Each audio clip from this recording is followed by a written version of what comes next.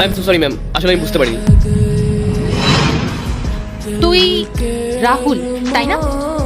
আরে পূজা, তুই এখানে? কতদিন পর তোকে আমি দেখলাম। আর তুই একজন পুলিশ অফিসার হয়ে গেছিস, এটা তো খুব গর্বের বিষয় রে। তা তুই কি ভেবেছিলিস আমি চিরকাল তোর মতো ওই এক জায়গাতেই পড়ে থাকবো? আর তোকে দেখে তো মনে হচ্ছে তুই আজও সেই গরিবই রয়ে গেছিস। কি বলছিস এসব তুই পূজা? তো কি ভুল বলেছি? তুই সেই কলেজেও গরিব ছিলিস আর আজও গরিব রয়ে গেছিস।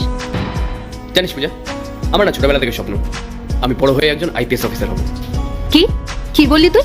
তুই আইপিএস অফিসার হবি? একটা দিনমজুরের ছেলে নাকি আইপিএস অফিসার হবে, ভাবা যায়? আচ্ছা রাহুল, তোকে কি কেউ ছোটবেলা থেকে সাধারণ জ্ঞানটুকু শেখায়নি যে স্বপ্ন সবসময় নিজের যোগ্যতা অনুযায়ী দেখা উচিত? বুঝলি, বাবা সারাদিন খেটে যা পায় তাতে তো ঠিক মতো তোদের দুবেলা ডাল ভাতই জোটে না, আর তুই কি না করবি আইপিএস অফিসারের পড়াশোনা? আমি তোকে বলেছিলাম না রাহুল, একজন দিনমজুরের ছেলে কখনো আইপিএস অফিসার হতে পারে না। আর তোকে তো দেখেই মনে হচ্ছে তুই নিঘাত কারোর বাড়িতে ড্রাইভারের কাজ করছিস, তাই না? পূজা, মুখ সামলে কথা বল। আমি তোর সঙ্গে ভদ্রভাবে কথা বলছি বলে এই নয় যে তোর মুখে যা আসবে তুই তাই বলে যাবি আমাকে।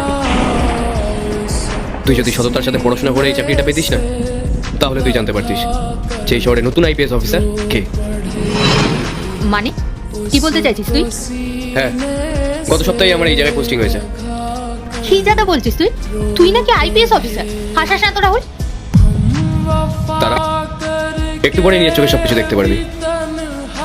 স্যার, আপনাকে কমিশনার সাহেব ডাকছেন। এক মিনিট,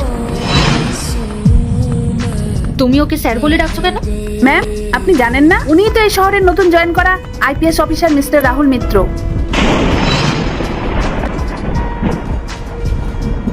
কি রাহুল, তুই সত্যি সত্যি আইপিএস অফিসার হয়ে গেছিস? তুমি ভেতরে যাও, আমি যাচ্ছি। Okay sir.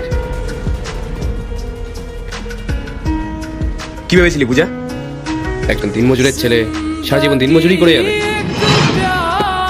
আমি তো পুরোনো সব কথা ভুলে তোর সাথে একজন বন্ধুর মতন করে কথা বলতে চেয়েছিলাম, কিন্তু না, তুই আজও বদলাসনি। তোর সেই টাকার অহংকার আর সেই ছোট মানসিকতা আজ পর্যন্ত রয়ে গেছে।